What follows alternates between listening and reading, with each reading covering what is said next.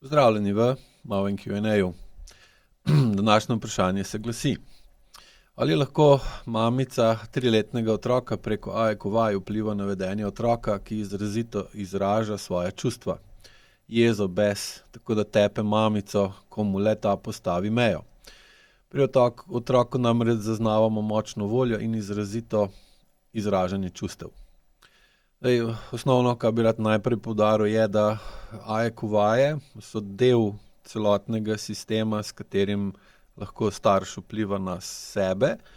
in skozi spremembo sebe lahko vpliva na vedenje otroka, katerega sprememba je posledica spremembe vedenja starša. Tako da je to kristalno jasno, ker dostikrat me sprašujejo, katere vaje naj delam, da bo otrok bolje. V bistvu AIQ vaje imajo namen, da zmanjšajo senzorno-motorno amnezijo. Zmanjšana senzorno-motorna amnezija pa omogoča, da se bolj zavedamo, kaj delamo, in seveda posledično tudi, kakšne posledice tega, kar delamo, imamo ali ustvarjamo. Ker ne glede na to, ali se svojih dejanj zavedamo ali ne, imajo ta dejanja svoje posledice. In seveda, če nismo zadovoljni s posledicami ali pa ne razumemo, zakaj so takšne posledice, je potrebno dobiti več informacij o tem, kakšni so vzroki, akcije, ki vplivajo na posledice. In tukaj pomagajo AIQ vaje, seveda samo AIQ vaje zato niso dosti, ker je potrebno potem pa z učiteljem AIQ metode ali pa odnosov ali dihanja iti v proces dvigovanja čustvene zrelosti, da lahko potem občutke, nove senzacije, novo razumevanje tega, kaj počnemo, zakaj smo tako, uporabimo za spreminjanje vedenja in odnosov, ki pa potem seveda vplivajo na spremembo vedenja in odnosov otroka ali otroka z nami ali nas do otroka. Tako da najprej to, da je to razločno, ker seveda popolnoma razumem ljudi oziroma stranke, ki rajš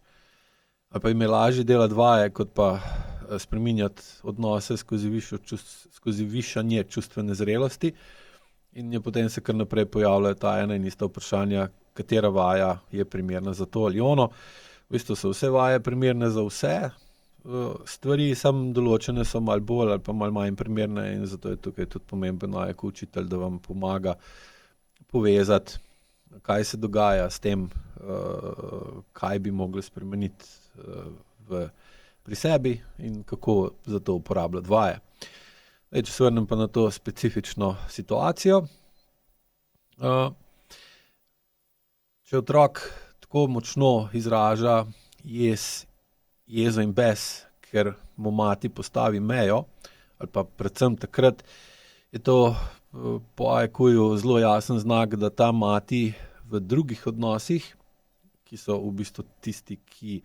so veliko bolj bistveni na to, kako je mati in posledično s tem tudi otrok, ne zna postavljati meje. Ampak da zna postavljati meje pri otroku, ne pa tudi pri drugih ljudeh. In v bistvu je seveda potem otrok ogorčen, in ga lahko tudi razumemo, zakaj, da je pri njem drugačna kot do drugih in da v bistvu pri njem pretirava v nečem, kjer drugje, pri čemer na drugih področjih ne deluje pravilno, in je logično, da je otrok jezen in besen. Tudi če se postavimo v podobno situacijo, če recimo bi vas policist, recimo vozite se v koloni vozil, ki se vozijo z isto hitrostjo, vsi se vozijo hitreje, kot je recimo najvišja dovoljena hitrost na tem delu cestišča, ustavi pa samo vas, ker recimo imate tablico iz druge države, ali pa zaradi nekega drugega razloga, in samo vas kaznuje, ostale pa spusti naprej, ker so recimo domačini ali pa podobno. Verjetno, upam sicer, da se vam to še ni nikoli zgodilo, ampak če se vam je, veste, kako jezni in besni ste postali zaradi te krivice, da so vam postavili mejo, drugim pa ne. In podobno je tudi pri otroku, ko čuti, intuitivno ve in opazi materino telesno reakcijo, ko se ona odzove, ko nekdo prestopi njeno mejo in ne zna to mejo varovati ali pa partner ne pomaga pri varovanju njenih mej ali pa tudi otrokovih. Potem seveda to napetost, ki se v njej ustvari zaradi takih odnosov, ki jo motijo, ovirajo, ogrožajo ali jo omejujejo, izrazi naven tako, da otroku postavlja meje, ki so pol pogosto pretirane, neživljenjske, nerealne. In seveda otrok na to se odzove z močno jezo, ki jo pa seveda lahko tudi izrazi, ker potem mati tudi njemu običajno ne zna postaviti meje, ko je zelo agresiven, tako kot ne zna te meje postaviti odraslim, ki so do nje agresivni in kršijo njene meje in s tem povišujejo tlak v njenem telesu. Mati je seveda zaradi tega, zaradi lastnih neizraženih potreb ali pa neuslišanih potreb, ker dostikrat lahko tudi izraste, mati izrazi, kaj jo moti, kaj jo ovira, kaj jo ogroža, kaj jo omejuje, pa enostavno ni slišana, ni dovolj pomembna, je postavljena v podrejen položaj, pravi, ko tem rečemo pepelke, in seveda je potem to jezo, frustracijo, bes potlači v sebi, zaradi tega ima visok notranji tlak, ki pa seveda za otroka, ki je ob njej, ni primeren. To je tako, ko bi vi bili skozi nekem človeku, ki je izjemno živčen, izjemno napet, jezen na cel svet, in če ste blizu tega človeka dlje časa, še hujš pa, če ste od njega odvisni, da je to recimo, ne vem, vaš šef ali nekdo drug, voznik avtobusa, ki dejansko odloča tudi o tem, ali boste živi ali ne, če recimo vozi prehitro, se ne počutite glih najboljši in bi radi ali vplivali na to osebo, da se spremeni, ali pa šli stran od nje. Zdaj otrok ne more stran od mame iti, običajno. V času v bistvu tudi pobegne v narekovajih babici ali detku ali pa k sestri ali pa bratu starejšem, pa tam najde neko začasno zatočišče. Ampak v tem primeru poskuša z takim agresivnim vedenjem na mamo vplivati, da dojame, kaj je narobe, kaj se dogaja narobe. Recimo na Japonskem so imeli določeno družbeno pravilo, ki je govorilo, da otrok do 6. leta lahko tepe svojo mamo in da mama se na to ne sme odzvati nazaj agresivno do otroka, ampak da mora razmisliti ali pa razmišljati o tem, kaj otroka tako moti, s čim je nezadovoljen, kaj ga tako ovira, da je tako agresiven do nje, in potem to spremeni. Zdaj nimam sicer informacije, če to še vedno uporabljajo, mislim, da ne, ampak se pravi, ni to nič novega, tak odnos otroka do staršev je lahko že več stoletij star. Glavnem razlog je neprimerna uporaba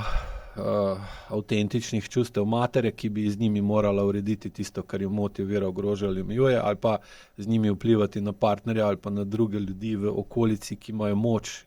in dolžnost, da bi to uredili. In zdaj, ker se to ne zgodi, je tlak v materi kronično povišan. Zaradi kronično povišanega otroka otrok seveda trpi, je ogrožen, čuti strah, čuti takšne in drugačne negativna stanja. In potem poskuša otrok ta tlak intuitivno, avtomatizirano s svojim vedenjem nižati, tako da on se vede pretirano agresivno, pretirano aktivno, v enaki meri, kot je mati pretirano pasivna, pretirano nemočna pri uporabi teh čustev v drugih odnosih, in na ta način v bistvu zmanjšuje napetost v materi, dviguje tlak v okolici in, kar je še največji problem, v bistvu postavlja sebe kot primaren vzrok za to, da mati je napeta, ker vsaka mati začne po določenem času čutiti, da je noter nekaj ni v redu, da je anksiozna, tesnobna, da ima takšne in drugačne težave, in seveda išče krivca za to, odgovorno osebo, in seveda zelo hitro se lahko tukaj v vzrok za njeno napetost postavi potem otrok. To pa materi omogoča, da se odzove na tistega prvega neposredno krivega, se pravi na otroka, na katerega pa seveda ima večji vpliv, kot ga ima na nekoga drugega, ki je recimo odrasel in je dejanski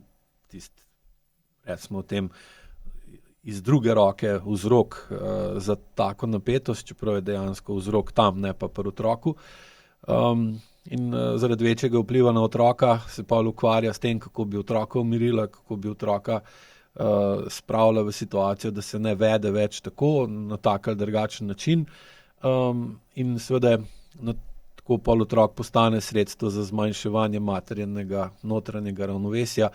hkrati pa postane obremenjen s tem, da skrbi za mater veliko prezgodaj in dostikrat se potem iz tega razvije čustveni incest, ko otrok skrbi za čustvene potrebe lastnega starša. Pomembno je razumeti, da otrokovo vedenje tukaj ni neposredna težava, ampak posledica materine nezmožnosti, da izrazi svoja čustva na učinkovit način, se pravi, mati nima primerne čustvene učinkovitosti, da bi lahko uredila lastno stanje ter odnose, v katerih živi in na katere bi kot odrasla oseba, ki je seveda za okolico pomembna, že samo zaradi tega, ker je mati otroka, otrok je pa prihodnost te okolice. In če okolica tega njenega pomena ne priznava, ne določa zaradi lastnih slabih izkušenj ali pa preteklih navad, je seveda mati nemočna, čustva ostanejo neizražena ali pa neučinkovito izražena, in to seveda potem se razvije ta nezavedna dinamika, ki ne koristi ne materi, ne otroku. Pri AIQ-ju dejansko delamo potem na tem, skozi učenje pri učiteljih in izvajanje vaj ali pa uporabo AIQ protokolov pri učiteljih višje in visoke stopnje, da urejujemo, da pomagamo materi, da ureja samo sebe, bolj ko skozi vaje začuti, kje so se problemi, bolj lahko določi, kje škripa ali kje niso stvari v redu v partnerskem odnosu. Urejuje svoj intern partnerski odnos med svojo zavestjo in svojim telesom, nato nadaljuje z urejevanjem recimo tega zunanjega partnerskega odnosa med njo in očetom otroka. Oba partnerja skupaj seveda lahko potem veliko bolj jasno zaznata, kakšno je dejansko stanje v družini, kdo so tisti, ki v to družino vnašajo nemir in povzročajo kronično povišano napetost, na katero seveda se potem otrok agresivno odziva. Skupaj lahko vedno bolj jasno postavljata meje, tako en drugemu kot na zunaj proti drugim. Vedno bolj lahko delujeta po principu, po osnovnem AIQ principu, da ne dopuščamo, da nas nekdo drug spravlja v nemoč in da mi ne delujemo tako, da nekoga drugega spravljamo v nemoč. In tako pride do umirjanja v družini in na ta način otrok ni več potreben kot v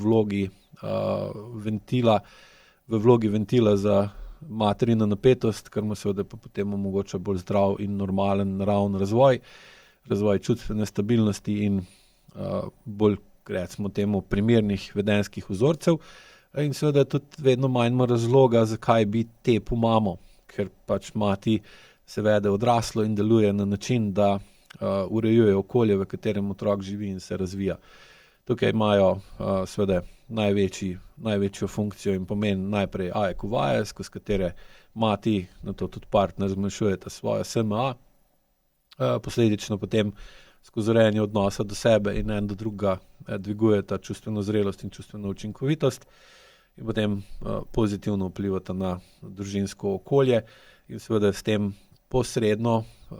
vplivata na to, da otrok postaja vedno bolj zdrav, ker živi v vedno bolj zdravem okolju. Hvala za vaš čas, za poslušanje